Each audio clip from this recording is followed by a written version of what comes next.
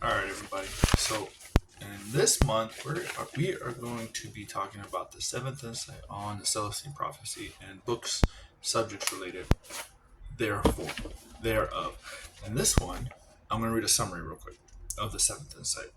Seventh insight is the awareness that coincidences have been leading us toward the attainment of our mission and the pursuit of our life question all along. Day to day, however, we grow up understanding and following the smaller questions that are derived from our broader goals. Once we get the questions right, the answers always come through mysterious opportunities.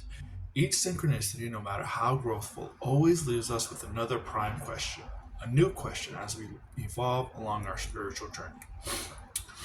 Uh, in our daydreams, intuitive thoughts, and most frequently, other people who feel inspired to bring us a message. So, what does that mean? Essentially, what we're talking about is once we have found our purpose, our life's purpose, or the thing that we want to pursue, desire to pursue in life, whether it's, if you take it out of the Soul Pixar movie, it could be something as small as, or it can be something as enjoying a meal to doing what you feel is your life's purpose, the spark, so to speak, of your life.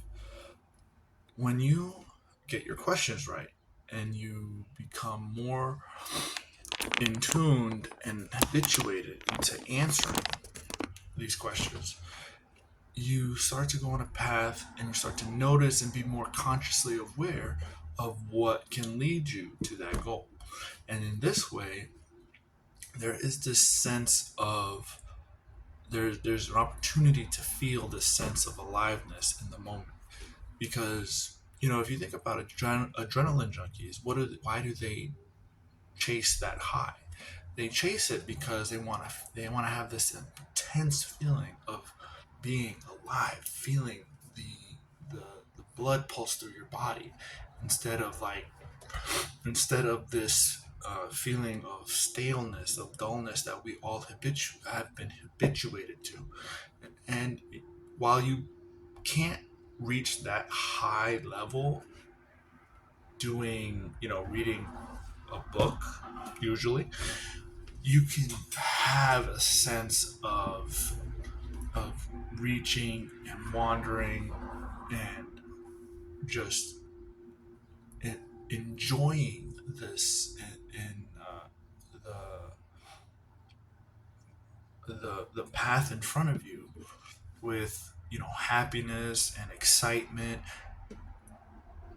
But it's important to answer those questions that are pertinent and relevant to your life, because that's part of the foundation of living a life filled with joy and excitement and um, and purpose. Because if you're constantly working, coming home, watching TV, eating, it there's a dullness to it. There's a knowing of it, and that knowing makes what you do entirely predictable, and that's not exciting. So when you add different modalities, when you add different hobbies and events in your life, social interactions, you have more opportunity to not know what's going to happen in a way that can potentially excite you. So it's important to get these questions right. It's important to have them in the forefront of your mind when you start your day, and when you life unfolds before you, because that's really what it is. It's just having a curiosity mindset, having a what could be next mindset, and really doing it over and over again, so that it's something that you do. It's something that becomes a habit, and to eventually build into who you are as a person.